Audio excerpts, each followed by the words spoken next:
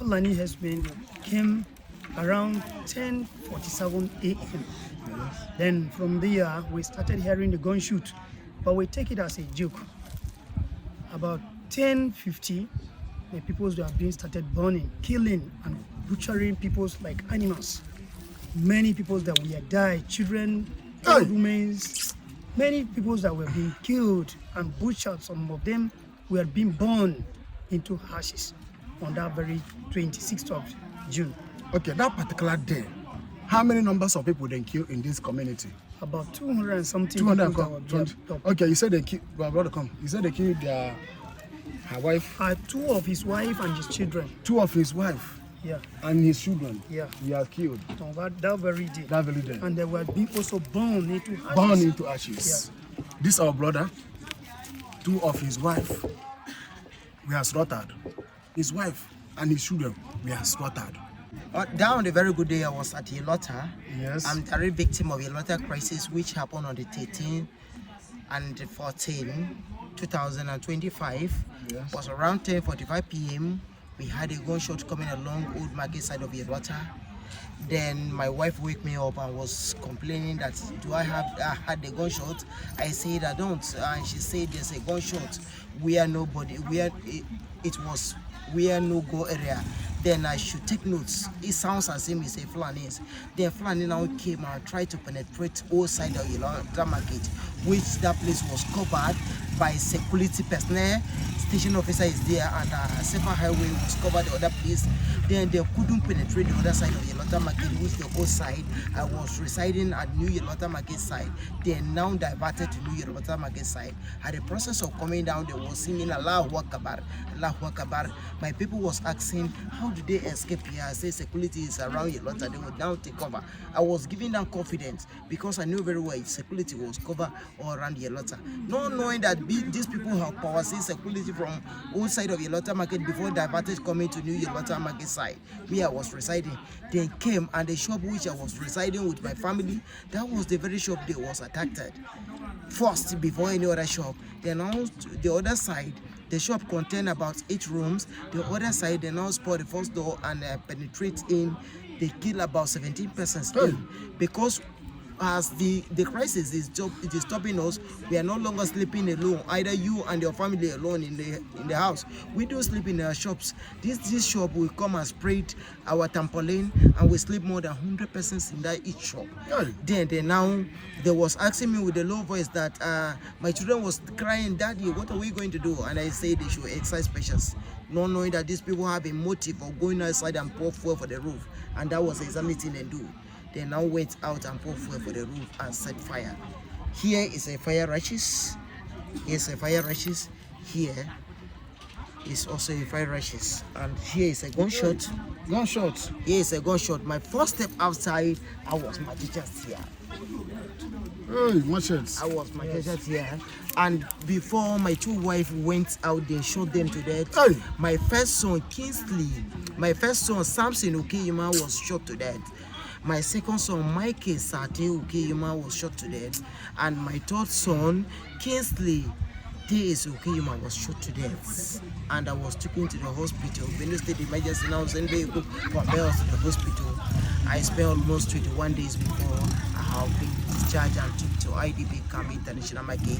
And by that time, I went there on a very good day. Within 4 or 5 days, I was made as the secretary of the IDP camp. I know the challenge we are facing in the IDP camp. As a farmers, we lose everything. Then we are facing a lot of challenge because SEMA and Benue State Emergency, they will feed you once in a blue month. Once in a month, and we are almost 6,700 individuals, 2,334 households, and the food they will share with in one camp. Okay, so one of the camp. One of the IDP camp exactly, in international markets within at the center of Makodi. Then that food they brought for us, it cannot be able to take one major of that food from a one household. You cook today, tomorrow the food we have exhausted already, and we'll be going outside the host community with labor for them so that they will give us food. That is where challenge. That is the big challenge we are facing. Then we are pleading to the federal government and also Benue state government and the entire world to temper justice with mercy and the segregation of human sympathy. If there is any way they can take us back and remedy the situation, we give glory to Almighty Father, because some of us, as I'm talking to you, we are really traumatized. We don't know anywhere to go, but they are treating us equal with the people which have not been victim of this crisis. I really traumatized. My children, the one they have mattresses, the survivor which I'm with right now, though she must also okay, she was me, she was my teacher's at back. They treat her in the hospital. There's no way she can go to school because there's no school fees. I don't know where to afford the school fees before you go to school. I left only with her. Then we are pleading with the entire world. If any assistance that they can render to us, we give to unto Almighty Father.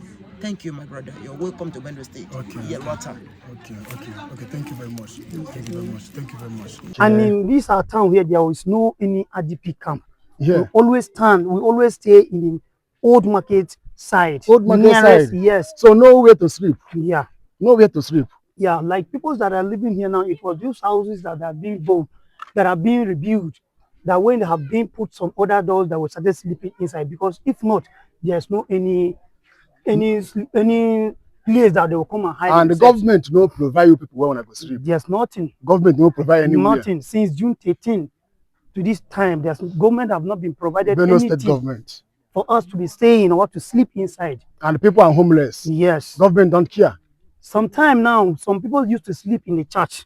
In the church. Catholic church that is in the outside there, nearest the security place. Yes. Some people used to sleep there. And in the school that is being nearest to the soldiers, that it was there that people used to attach themselves, manage themselves with their families, and order their relatives and sleep. If not, there's nothing. Since June 13, this thing has 2025. 2025. That this thing has been happened to our place here. And this is one of the house there Yes. where it's built. This is one of the house. He built many houses in this Many village. houses have been built. Even this one, it was him. Build this one. They are roof it. Okay, they are roof it. This one have been built, but he come and help him to roof it. Roof it. Because some houses that are inside have been built. He asked this man, can he build him? He said, no, let him roof his house. And that is what he done to him. A very good thing that he requested to him, and he have done it to him. So, and this is the thing that government supposed to be doing. Yes. This is the thing that the GOs supposed to be helping these people where from any terrorists massacred and they burn their houses. This is what they're supposed to be helping them to do. Yes. Our people are suffering. Yeah. Many Christians are suffering inside the village. In Benue State, not only in Benue State, in Plateau, in different states in Nigeria. They are suffering. Some of them there for IDP camp. They cannot eat once in a day. They are suffering. Yes. They are suffering. Some of our brothers, our sisters, Christians, they suffer. Very well. Some of them there for IDP camp. They cannot even eat food once in a day. If you can see very well, people that are living within the villages that are nearest this town, there's nobody. All the people nearest to the village, that are within this village, they come and attach themselves here. They have gathered. And that is the reason why we always cried and asked of the government to assist us, to give us a little place that some of our place. That is why some of people are living in an IDP camp. Because some of them, when they come back here, they don't have the place to sleep. Because some of the places in their villages that they are living have been destroyed for so many years now. No way to win back to that place. Come close more.